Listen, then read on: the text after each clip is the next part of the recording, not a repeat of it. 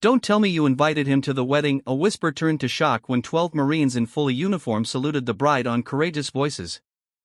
Join us as we uncover this incredible story of kindness that changed lives. Emily Sanchez started each workday at 4:30 a.m., arriving at Sunrise Bakery in San Diego, well before the morning rush. At 30, she had already spent 6 years as the head pastry chef, known throughout the neighborhood for her delicate croissants and melt-in-your-mouth cinnamon rolls. But among her co-workers, Emily was known for something else. Her daily ritual that began the moment she finished the morning's first batch of pastries. Each day, without fail, Emily would carefully wrap a fresh pastry and pour a cup of coffee into a to-go container. She would slip out the back door and place the items on a bench near the bus stop along with a handwritten note. "Wishing you a peaceful day." The recipient was always the same, an elderly man with silver hair and a tattered coat, who never begged, never approached customers, but sat quietly on the same bench each morning. In 6 years, Emily had never asked his name, and he had never offered it. Her co-workers often mocked her behind her back. "She's wasting good product," one would say. "One day he'll take advantage of her kindness," another would predict with certainty. 3 months ago, the bakery had come under new management. During Emily's performance review, her supervisor had expressed concern. "Your personal charity work, it's admirable," he'd said carefully. "But some customers have mentioned feeling uncomfortable. Perhaps you could support a proper homeless shelter instead." Emily had nodded politely, but changed nothing. She simply adjusted her routine, arriving 15 minutes earlier, leaving the food before anyone else arrived. She thought no one had noticed until last week when a new employee spotted her returning from her morning mission. "She's been feeding that bum for 5 years now," the employee whispered to a customer loud enough for Emily to hear every single day. The customer shook her head with a mix of pity and judgment. "Poor thing, thinking she's making a difference." Emily had pretended not to hear, continuing to roll dough with the same care she always showed. But the words stung, not because she cared what others thought, but because they couldn't see what she saw: a human being, not a problem to be avoided. Curious about how a simple act of kindness could lead to an unexpected twist? Stay tuned to Courageous Voices for the heartwarming reveal. "You're too soft-hearted," her mother had told her when she announced her engagement to Marco, a firefighter who understood her morning ritual because he had his own ways of helping strangers. "Always picking up strays, always giving away what you've earned." But Emily knew something others didn't, that giving wasn't about recognition, it was about seeing the invisible people that others walked past every day. Have you ever seen good people misunderstood? Type, "so unfair." Emily had never actually spoken with the elderly man. Their interaction was limited to brief nods and occasional eye contact. But one rainy morning in December, she noticed him shivering on his bench. Without hesitation, she placed her own worn wool scarf beside the usual breakfast. The next day, she found a note scrawled in shaky pencil on the back of her usual napkin. "Thank you for seeing me as a person." Emily kept that note in her wallet, taking it out occasionally when the world seemed particularly cold or indifferent. As her wedding day approached, Emily naturally ordered her cake from Sunrise Bakery, inviting all her colleagues to the ceremony. Marco had teased her gently about inviting the entire neighborhood, but supported her inclusive nature, one of the many reasons she loved him. 2 days before the wedding, an unmarked hand-delivered letter arrived at the reception venue. The envelope addressed simply to the bride, Emily Sanchez, contained a card with neatly penned well wishes and a single line that puzzled the wedding planner. "Tomorrow I will come not for cake, but to honor a debt." There was no signature, no return address. Emily wondered if it might be from a distant relative or one of Marco's firefighter colleagues, but something about the handwriting stirred a faint recognition she couldn't quite place. On the morning of her wedding, Emily was a bundle of nerves and excitement as she prepared in the church's bridal room. Through the window, she could see guests arriving: family members, friends, co-workers in their finest attire. Then, standing somewhat awkwardly at the church entrance, she spotted him, the elderly man from the bus stop, now wearing a threadbare but carefully pressed suit, his shoes polished despite their worn condition. His silver hair was combed neatly, and for the first time Emily could see his face clearly, weathered by time and hardship, but dignified. Several guests had noticed him too. Emily overheard their whispers through the partially open door. "Who invited the homeless man?" Don't tell me you invited him to the wedding. Is he looking for handouts at a wedding now? Emily's heart sank at their words. Without thinking about the carefully planned processional, the photographer's schedule, or any other wedding protocol, she gathered her white gown in her hands and rushed from the bridal room. She crossed the church foyer in a flutter of white, ignoring the gasps from guests and the frantic calls of her wedding planner. When she reached the elderly man, she enveloped him in a warm embrace, tears threatening to ruin her carefully applied makeup. "I still remember your eyes, the first time in 2017, she whispered. He smiled, a genuine smile that transformed his weathered face. "I remember every single morning you treated me like a human being," he replied in a voice stronger and clearer than she had imagined. As Emily linked her arm through his to escort him inside, her wedding planner approached, confusion evident on her face. "Emily, the ceremony is about to start. Who is this gentleman?" Before Emily could answer, the distinct sound of vehicles pulling up sharply outside the church caught everyone's attention. If you've ever misjudged someone, type, "I was wrong." The church fell silent as 12 United States Marines in full dress blues entered in perfect formation. Their shoes gleamed, their white gloves immaculate, their faces composed in solemn dignity. They moved with the synchronized precision that comes from years of discipline and shared purpose. Guests froze mid-conversation. Someone dropped a champagne glass, the shattering sound echoing in the sudden silence. The lead Marine, a captain with Duncan on his nameplate, stepped forward with practiced precision. He came to attention before Emily and rendered a perfect military salute.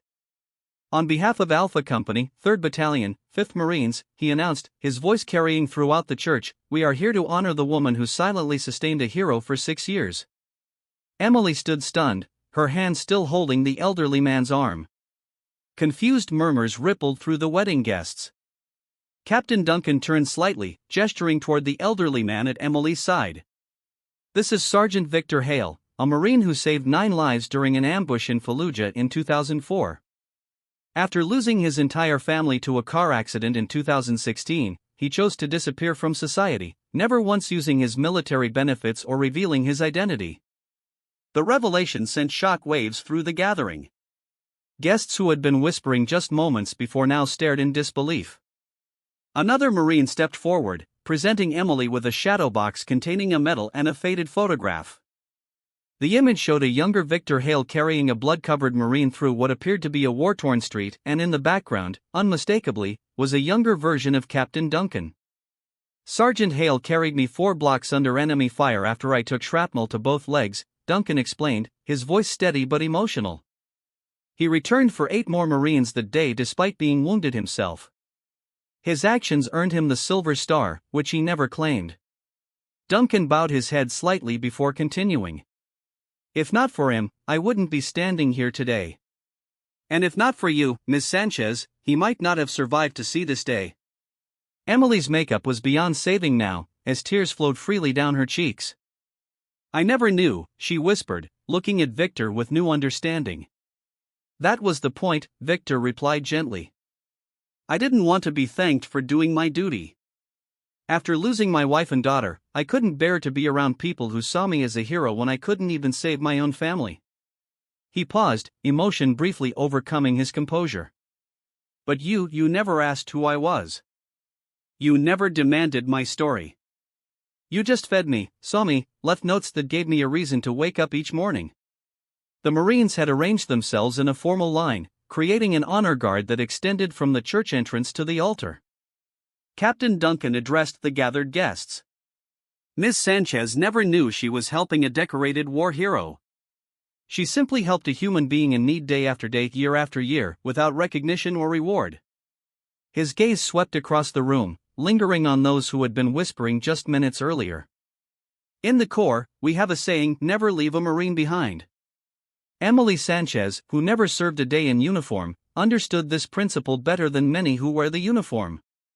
One of the bridesmaids, tears streaming down her face, stepped forward. "I work with Emily at the bakery. She arrives early every day to bake extra pastries, paying for the ingredients herself, just to make sure he had fresh food." "She never told anyone," added another coworker, shame evident in her voice. "We teased her for it." A guest stood up, overcome with emotion. We're witnessing not just a wedding, but a military honor ceremony. Victor turned to Emily, his weathered hands taking hers.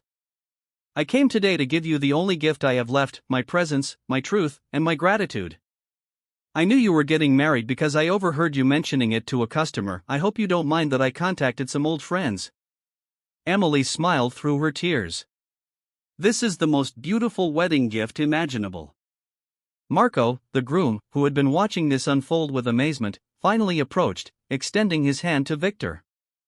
Sir, I would be honored if you would join our ceremony, perhaps walk Emily down the aisle.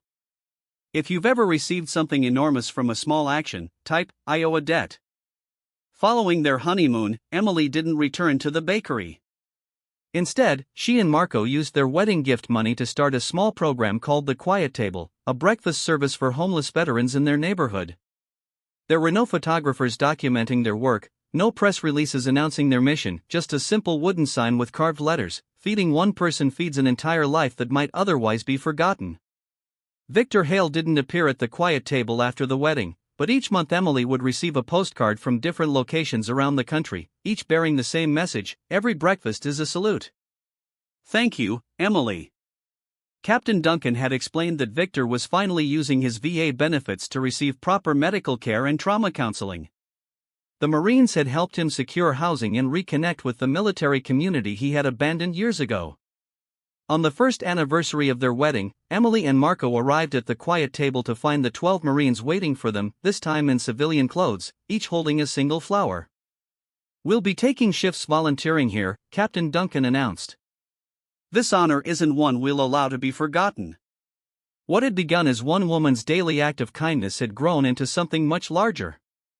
Veterans from across San Diego now knew about the quiet table, a place where they could receive a meal without questions, judgment, or the need to explain their circumstances. Emily kept Victor's original note framed above the serving counter: "Thank you for seeing me as a person." Below it, she had added her own message: "Everyone who sits at this table has a story worth knowing." 6 months later, a local news crew discovered the quiet table and requested an interview. Emily politely declined, suggesting they speak with the veterans instead. This isn't about me, she explained. It's about seeing the invisible people all around us. On particularly difficult mornings when supplies ran low or volunteers didn't show, Emily would remember her wedding day, the moment 12 Marines stood at attention for a simple act of daily kindness. It was all the motivation she needed to continue. Marco understood completely. As a firefighter, he knew that heroism wasn't always about dramatic rescues or running into burning buildings. Sometimes it was about the quiet consistency of showing up day after day, offering kindness without expectation of recognition or reward. "You know," he told Emily one evening as they closed up the quiet table, "when I married you, I got not just a wife, but 12 Marines and a growing family of veterans." Emily smiled. The best kind of family, the kind you choose and the kind that chooses you back. Type, I will live with kindness, if you believe a small meal can save a great soul. Some people have lived as heroes only to die in silence if no one sees them as human beings. Some debts require no money to repay, just the daily dignity of being treated as a person. Emily didn't need to know Victor Hale's identity, she simply saw aging eyes, a hungry stomach, and someone who deserved acknowledgement. Through that small action, a life was preserved, and a unit of Marines was reminded that not everyone who deserves a salute wears a medal. Sometimes the person who guards your freedom is quietly eating breakfast under your bakery awning. The homeless individuals we pass on street corners might be former teachers who shaped young minds, nurses who once saved lives, or veterans who carried wounded comrades through gunfire. Their current circumstances don't erase who they were or who they still are beneath the layers of hardship. Live with kindness, not for recognition, but so that someday you might witness 12 people bowing their heads for something you never thought to celebrate.